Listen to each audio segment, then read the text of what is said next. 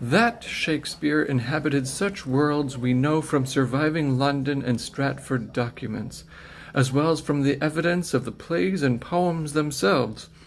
From such records we can sketch the dramatist's life. We know from his works that he was a voracious reader. We know from legal and business documents that he was a multifaceted theater man who became a wealthy landowner. We know a bit about his family life and a fair moment about his legal and financial dealings. Most scholars today depend upon such evidence as they draw their picture of the world's greatest playwright. Such, however, has not always been the case. Until the late 18th century, the William Shakespeare who lived in most biographies was the creation of legend and tradition. This was the Shakespeare who was supposedly caught poaching deer at Charlecote, the estate of Sir Thomas Lucy close by Stratford. This was the Shakespeare who fled from Sir Thomas's vengeance and made his way in London by taking care of horses outside a playhouse. This was the Shakespeare who reportedly could barely read but whose natural gifts were extraordinary, whose father was a butcher who allowed his gifted son sometimes to help in the butcher's shop, where William supposedly killed calves in a high style, making a speech for the occasion. It was this legendary William Shakespeare whose Falstaff in 1 and 2 Henry IV so pleased Queen Elizabeth that she demanded a play about Falstaff in love, and demanded that it be written in 14 days, hence the existence of the Merry Wives of Windsor.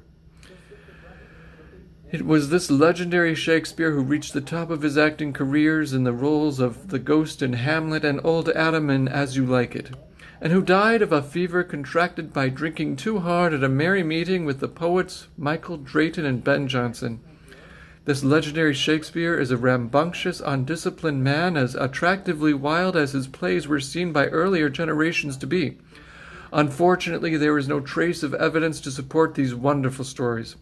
Perhaps in response to the disreputable Shakespeare of legend, or perhaps in response to the fragmentary and for some all too ordinary Shakespeare documented by surviving records, some people since the mid-19th century have argued that William Shakespeare could not have written the plays that bear his name.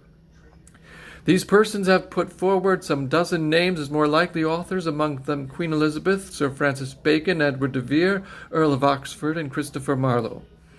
Such attempts to find what for these people is a more believable author of the plays is a tribute to the regard in which the plays are held. Unfortunately for their claims, the documents that exist that provide evidence for the facts of Shakespeare's life tie him inextricably to the body of plays and poems that bear his name. Unlikely as it seems to those who want the works to have been written by an aristocrat, a university graduate, or an important person, the plays and poems seem clearly to have been produced by a man from Stratford-upon-Avon with a very good grammar school education and a life of experience in London and in the world of the London theatre.